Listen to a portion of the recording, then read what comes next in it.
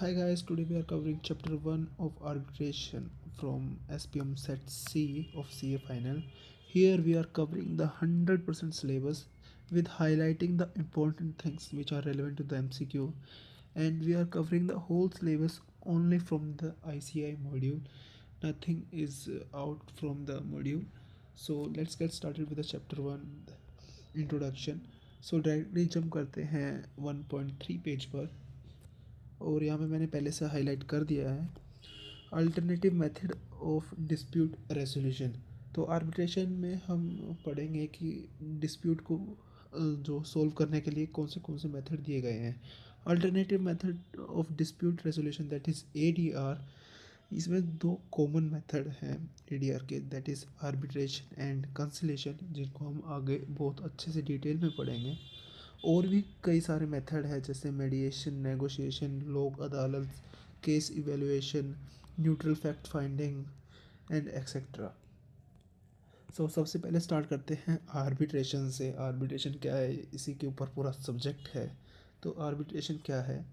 It could be understand as a method of dispute resolution involving one or more neutral third person.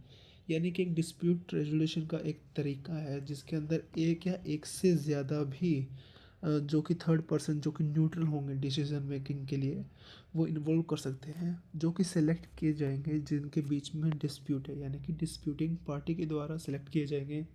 और जो arbitrator है उसका decision binding होगा। ये इसमें मेन इम्पोर्टेंट बात है। और उसके कई सारे फीचर्स हैं जैसे कि flexibility of procedure to be adept, यानी कि कैसे डिस्प्यूट को रिजोल्व करना है। उसका मेथड जो है, प्रोसीजर जो भी है, वो फ्लेक्सिबल होगा, अपनी मर्ज़ी से होगा। Disputing parties have a choice to select decision maker, यानी कि आर्बिट्रेटर को चूज़ करने की पावर है डिस्प्यूटिंग पार्टी के पास। Existence of privacy and confidentiality, यानी कि जो भी उनका डिस्प्यूट है वो अब मतलब उन तीन चार लोगों के बीच में रहता है, यानी कॉन्फिडेंशियल रहता है, पब्लिकली अवेलेबल भी नहीं होता वो।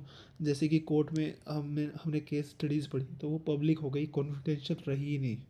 Render final and binding decision, जो भी आर्बिट्रेटर का डिसीजन होगा वो फाइनल होगा और बाइंडिंग होगा बोथ द पार्टीज़ पर, यानी कि उनको मानना ही मानना पड़ेगा, वो उनसे इनकार नहीं कर सकते। Normally no appeal against decision of arbitrator, यानी कि नॉर्मली जो आर्बिट्रेटर ने डिसीजन दे दिया उसके अगेंस्ट कोई भी अपील नहीं होती है नॉर्मली, लेकिन कर सकते हैं। Comparatively less formal than trial, जो कोर्ट में ट्रायल होता है उनसे थोड़ा सा लेस फॉर्मल होता है।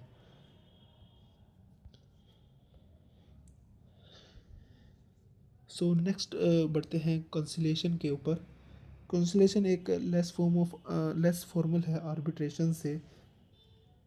सो अब हाईलाइट कर देते हैं। The process of conciliation is to facilitate it settlement between the parties. और इस प्रोसेस में क्या होता है, parties to dispute engage a conciliator वो meet here both the parties separately, यानी कंसिलेटर को अपॉइंट करते हैं, वो बोथ द पार्टीज़ जो जिनके बीच में डिस्प्यूट है उनको सेपरेटली जाके सुनता है।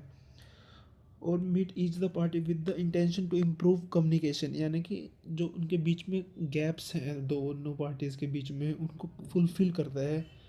और interpretation of issue and order, यानी कि कुल मिला के बात इतनी है कि कंसलेटर एक थर्ड पर्सन है जो अलग अलग मिलता है पार्टीज से और उनकी बात सुनता है और एक दूसरे को बताता है कि क्या इशू है, क्या कैसे रिजोल्व हो सकता है। और कंसलेटर ही उसको जो है रिजोल्व करता है, और ये न्यूट्रल होता है जैसे कि आर्बिट्रेटर भी होता ही है। और उसके वो कुछ और इम्पोर्टेंट फीचर हैं जो कि ये ज़्यादा इम्पोर्टेंट है। No prior agreement is essential, arbitrator में वो एसेंशियल था, इसमें नहीं है। कंपेरेटिवली लेस फॉर्मल होता है आर्बिट्रेशन से। Parties are not bound by the conciliation, they can reject recommendation, only recommendation, important MCQ point है, of the conciliator. If all the party accept the recommendation of the conciliator, those shall be final and binding on them, यानी कि recommendation को deny कर सकते हैं अगर, लेकिन अगर एक्सेप्ट कर लिया है तो वो फाइनल एंड बाइंडिंग होगा बोथ द पार्टीज़ पर, लाइक आर्बिट्रेटर। और ये डिफरेंस है, ये आप पढ़ लेना, इम्पोर्टेंट है, एक बार पढ़ लेना, गो थ्रू कर लेना।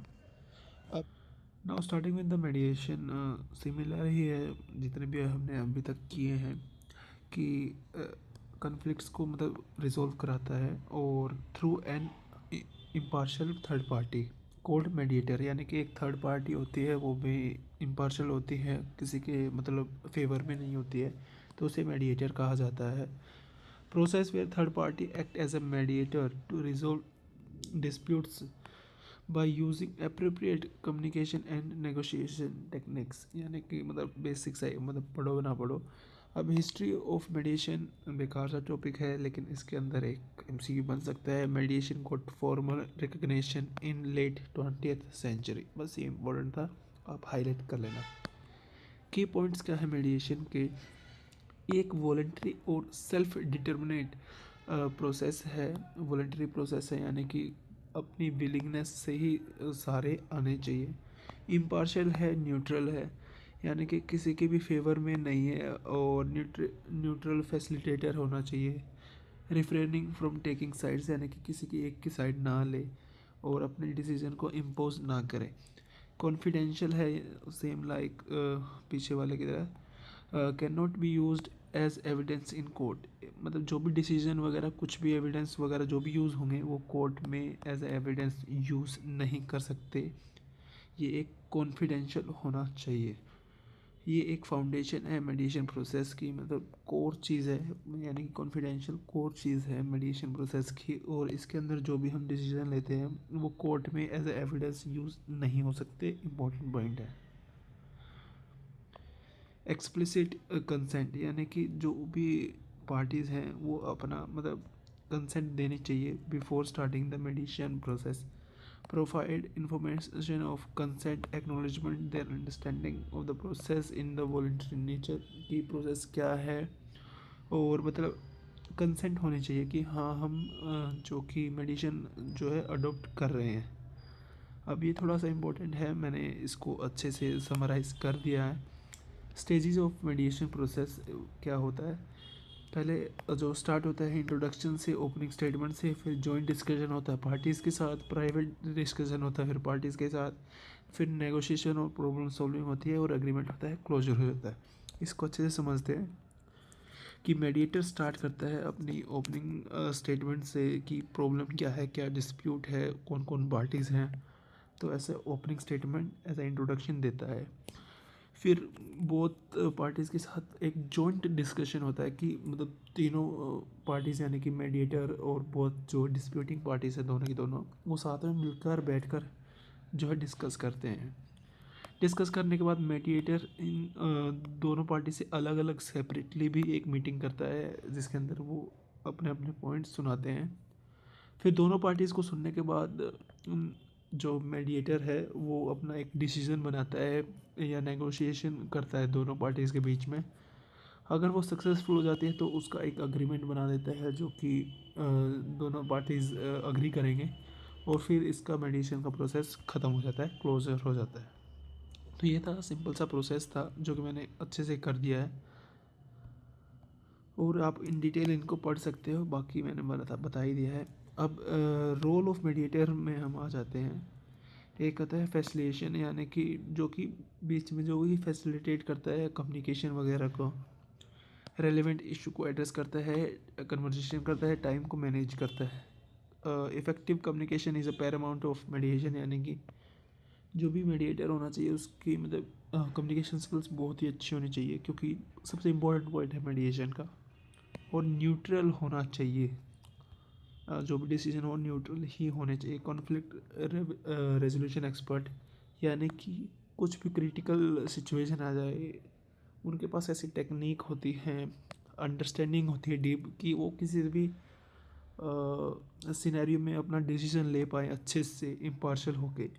क्रिएटर, यानी कि क्रिएटिव सॉल्यूशन देता है एक मीडिएटर, वो उसकी एक खूबी होती है। सो यही था, आप डिफरेंस पढ़ सकते हैं आर्बिट्रेशन वगैरह में, कंसलेशन में। एक बार आप रीड कर देना। तो अब स्टार्ट करते हैं नेगोशिएशन से। नेगोशिएशन एक नॉन बाइंडिंग प्रोसीजर है जिसके अंदर कोई भी थर्ड पार्टी इन्वॉल्व नहीं होती, जो बोथ पार्टी है, डिस्प्यूटिंग पार्टी है। वही मिल बांट कर अपना जो है डिस्प्यूट जो है रिजॉल्व करते हैं। इसके कुछ एग्जांपल होते हैं जैसे कि डाइवोर्स हो गया, पेरेंटिंग हो गया, एवरीडे लाइफ के जो भी डिसीजन वगैरह है वो नेगोशिएशन में आते हैं। प्रिंसिपल क्या है नेगोशिएशन की? एक वॉलंटरी प्रोसेस है, म्यूचुअल अग्रीमेंट होता है पार्टीज़ के बीच में, ऑनेस्ट कम्युनिकेशन होती है और फ्लेक्सिबिलिटी होती है प्रोसीजर्स की। ये सिमिलर से पॉइंट है, आप इनको एक बार और रीड कर सकते हैं। सो नेगोशिएशन प्रोसेस को मैंने एग्जांपल के साथ जो कि कंसिडर किया है समझाने के लिए।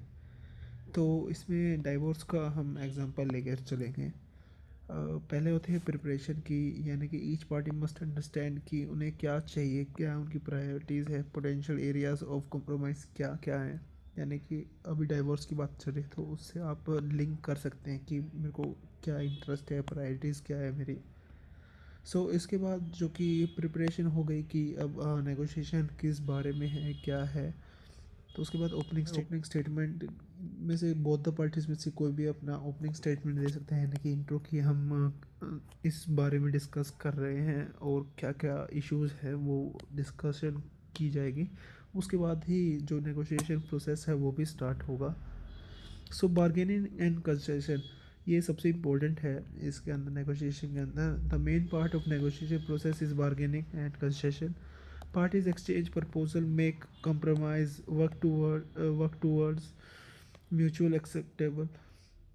Skilled negotiation understand the art of give and take, recognizing the concession and contribute to the building trust. यानी कि सिंपल सा समझते हैं डाइवोर्स के केस से कि बच्चे की कस्टडी कौन लेगा, कौन कितना पैसा मंथली देगा और क्या क्या मतलब प्रॉपर्टीज़ में डिस्ट्रीब्यूशन होगा, उसकी बार्गेनिंग वगैरह जो भी चलती है कि कस्टडी कौन लेगा। सब अपना इंटरेस्ट दिखाते हैं, तो इससे आप लिंक कर सकते हैं। उसके बाद जो भी डिसीजन बना उसका क्लोजर और अग्रीमेंट होगा जो कि पार्टीज़ को फॉलो करना होगा। Parties aim to reach the final agreement. जो भी डिसीजन लिया गया होगा उसकी अग्रीमेंट हो जाएगा। रोल ऑफ नेगोशिएटर्स, यानी कि इसमें कुछ अलग से तो कुछ होता ही नहीं है। नेगोशिएटर थर्ड पार्टी जो दोनों ही बंदे हैं वो एक्सप्रेस देमसेल्फ क्लियरली, यानी कि अपनी जो भी मन की चीज़ें हैं वो अच्छे से बताएंगे, कम्युनिकेट करेंगे।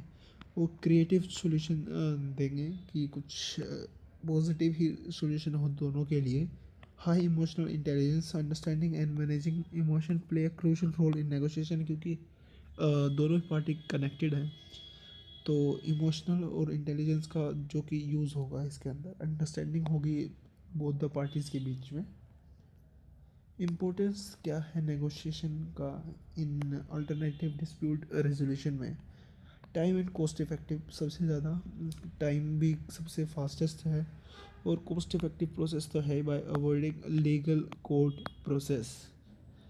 प्रिजर्वेशन ऑफ रिलेशनशिप, नेगोशिएशन में रिलेशनशिप बचते ही नहीं, शायद और एनहांस भी हो जाते हैं, क्योंकि दोनों आपस में बातचीत कर कर चीज़ें सोल्व कर रहे हैं तो अच्छे वे में ही सोल्व हो सकती है, ये भी माना जाएगा। टेलर्ड सॉल्यूशन, यानी कि पर्सनलाइज सॉल्यूशन होता है, जो उनकी मर्जी है वो सॉल्यूशन जो कि निकालते हैं। तो ये था नेगोशिएशन। अब आप डिफरेंस पढ़ सकते हैं एक बार सभी चीज़ों के। So now coming forward to the Lok Adalat, ये एक पीपल कोर्ट है। लोक अदालत फोकस करता है alternative dispute resolution like मेडिएशन and conciliation पर। लोक अदालत के पास लोग या तो खुद आते हैं या कोर्ट रिकमेंड करता है। ज़्यादातर family dispute, property conflicts, motor accident claims and more लोक अदालत में ऑपरेट मतलब जाते हैं। लोक अदालत ऑपरेट करता है वेरियस लेवल पे, जैसे नेशनल, स्टेट एंड डिस्ट्रिक्ट। इसको आप पंचायत की तरीके से मान सकते हैं कि ये एक तरीका का पंचायत ही है। इसमें कुछ ज़्यादा था नहीं, बस इतना ही था। आप इतना थोड़ा सा एक बार और रीड कर सकते हैं। एडवांटेज बताते हैं अल्टरनेटिव डिस्प्यूट रेजोल्यूशन के। जो भी बेनिफिट थे, कॉमन बेनिफिट थे जितने प्रोसेस के, वही वापस लिख दिए हैं। वाइबल है, इकोनॉमिकल है, एफिशिएंट है ये प्रोसेस। फ्लेक्सिबल है, टाइम और मनी को सेव करता है। कॉन्फिडेंशियल, यानी कि प्राइवेट है तो कॉन्फिडेंशियलिटी मेंटेन रखता है। स्पेशलाइज्ड एक्सपर्ट अवेलेबल होते हैं ट्रिब्यूनल पर, like arbitrator, mediator, conciliator and neutral adviser. Tribunal पर मिल जाते हैं। इसके द्वारा हमें क्रिएटिव सॉल्यूशन मिलते हैं, सस्टेनेबल आउटकम्स जो कि लंबे दौर तक टिकेंगे, और greater satisfaction and improved relationship जो कि हमने अभी नेगोशिएशन में भी पढ़ा था। पर्सनल रिलेशनशिप में सफ़र लेस, जो कि पर्सनल रिलेशनशिप है क्योंकि थोड़े से कम इसमें बिगड़ते हैं एज़ कम्पेयर टू कोर्ट। इसके ये 6 फीचर थे, आप 6 के 6 याद कर लेना, एमसीक्यू में आ ही सकते हैं। सो अब करते हैं MCQ. So one by one अब एमसीक्यू करते हैं। लोक अदालत मीन्स पीपल्स कोर्ट, अभी अभी हमने पढ़ा था। Panchayat is a form of, यानी कि सरपंच होता है जो कि एक बीच में मीडिएशन का काम करता है, तो इसीलिए इसका आंसर मीडिएशन है, आप ये याद कर लेना, इम्पोर्टेंट है। सो एक केस स्टडी दे रखी है। इस केस स्टडी में क्या होता है, कपिल और अमित होते हैं जिनके बीच में जो कि है मोटर व्हीकल का एक्सीडेंट हो जाता है, तो क्लेम की कुछ बात चल रही होती है, तो लोक अदालत स्पीडी उनके पास जाते, लोक अदालत के पास ये केस जाता है। तो लोक अदालत इस केस में क्या करेगा, to determine criminal liability for the accident और punishment for it, to impose a binding decision on the parties involved, to facilitate voluntary settlement between the couple and Amit, to prioritize financial compensation over reconciliation। तो voluntary settlement जो कि हमने अभी तक देखा है, तो ज़्यादातर यही होता है, तो इसका इजी सा आंसर था। फिर एक और केस स्टडी आती है मेगा और इसके सप्लायर के बीच में, कि गुड्स का कुछ डिले वगैरह हो जाता है, तो इसके बीच में कोई ट्रांसपोर्टेशन का कुछ इशू होता है, तो इसमें to address the transportation issue raise by the रख देवा द कंसलेटेटर को क्या करना चाहिए इस बारे में। Disregard the reason provided by the mister Raghavendra, और सिर्फ मेघा की बात माननी चाहिए। ये इन्वेस्टिगेट करना चाहिए ट्रांसपोर्टेशन इशू को, डिटर्मिनेट द फॉल्ट कहाँ पर आया था। एनकरेज करना चाहिए राघवेंद्र को to accept the full responsibility for delay, या एक्सप्लोर करना चाहिए possible solution and compromise to prevent future delays. तो एक पॉजिटिव सा आंसर है, इस पर टिक करके आ जाना, बहुत ही आसान था। पॉजिटिव आंसर की तरफ ही हमें जाना है ज़्यादातर। एक और केस होता है जिसके अंदर कुछ क्वालिटी स्टैंडर्ड पर खड़ी नहीं उतरती है कंपनी, तो इसमें क्या होता है, how does arbitrator ensure impartial and avoid conflict of interest.